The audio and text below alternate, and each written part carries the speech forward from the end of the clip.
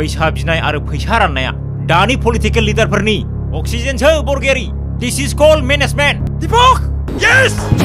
नोंथाङा जेसेबांखि हब्राया मानो जेसेबांखि बाब्राबा मानो जों नोंथांजों दिनै चेलेन्ज खालामनो रेडि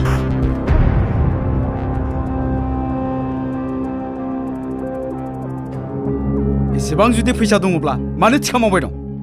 इन्डास्ट्रिफोर खुलिनो हाया नोंसोरो गेट आउट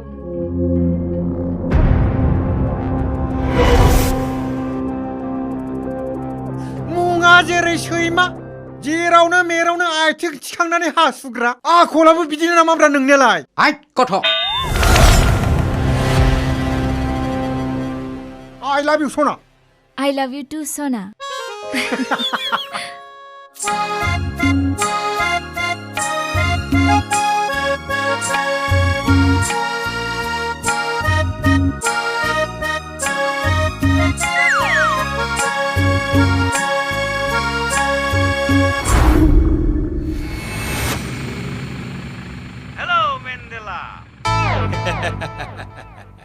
आइ बुस्थुफोरखौथ' इउटुबारफोरा बिगासिनो दंना बै एनिथिं एमजे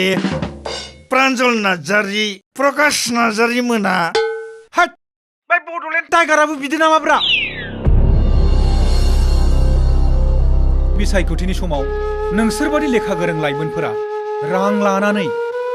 गावनि मोन्थायखौ फाननो नागिरनाया गावनि आरो हारिनि इयुनखौ फाननो नागिरनाय जायाखै होनबा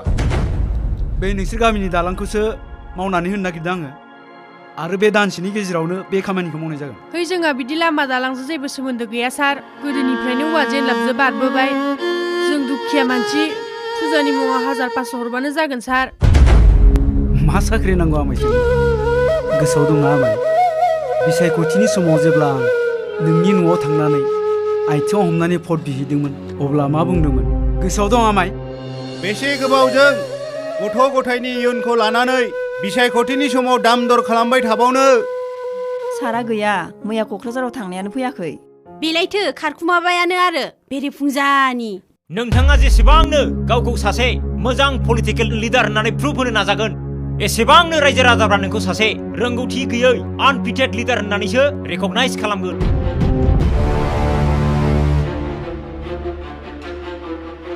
Now you are the Fwila leader of this constituency.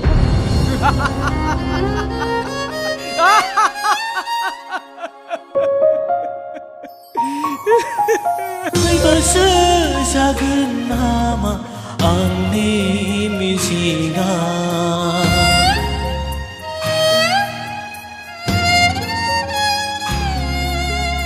आद्रासो जागोन नामा आंनि थांखिया